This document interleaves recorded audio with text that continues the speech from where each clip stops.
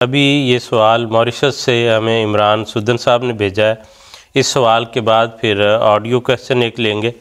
منصور صاحب انہوں نے یہ پوچھا، اعتکاف کی ایک یہ شرط ہے کہ روزہ رکھیں اور اعتکاف میں انسان لیلۃ القدر پا سکتا ہے، لیکن اگر کسی کو کوئی دائمی بیماری ہے اور روزہ نہیں رکھ سکتا تو کوئی دوسرا طریق نہیں ہے کہ وہ بھی لیلۃ القدر پا سکے؟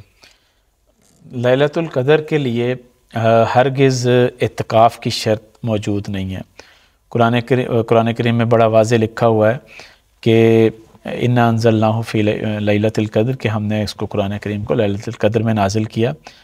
پوری صورت پڑھ جائیں، کسی جگہ یہ نہیں ملتا کہ لیلۃ القدر کا مشاہدہ کرنے کے لیے یا لیلۃ القدر کا تجربہ کرنے کے لیے آپ کو اعتکاف کرنا ضروری ہے.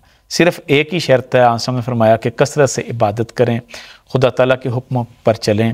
اور لیلۃ القدر کے بارے میں تو ویسے بھی ہمارے خلفاء اس بات کی بڑی تفصیل سے تشریح کر چکے ہیں کہ لیلۃ القدر کی اور بھی علامات ہیں، مثلا روشنی دیکھنا یا ہلکا سا ترشح ہونا، بارش کا چھینٹا پڑنا، یہ بھی ایک علامات ہے. لیکن اصل علامت جو لیلۃ القدر کی ہے وہ یہ ہے کہ اس کے بعد پھر آپ ہمیشہ کے لیے نیکیاں کرنے کے لیے آپ کا دل تیار ہو جاتا ہے، اور آپ کو وہ جو مشقت تھی نیکیاں کرنے کے لیے وہ مشکل سے اب آپ نیکی نہیں کرتے، بلکہ آپ ایسے مقام پہ پہنچ جاتے ہیں کہ نیکیاں کرنا، صبح کے وقت اٹھنا، غریبوں کو صدقات دینا، ان کی امداد کرنا آپ کے لیے آسان ہو جاتا ہے. جھوٹ سے بچنے لگ پڑتے ہیں، خود بخود ہی نیکیاں کرنے کا ایک رجحان پیدا ہو جاتا ہے، آپ دائمی ایک نیکی کا راستہ اختیار کر لیتے ہیں.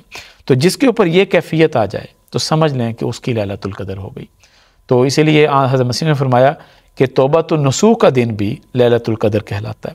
لیکن جو خاص طور پہ رمضان میں لیلۃ القدر آتی ہے وہ آنسا نے فرمایا کہ آخری 10 دنوں میں اور طاق راتوں میں تلاش کرو، اور اس کے لیے عبادت جو ہے وہ بہرحال ضروری ہے، اور اللہ تعالیٰ کے احکامات پر چلنا ضروری ہے. ٹھیک ہے.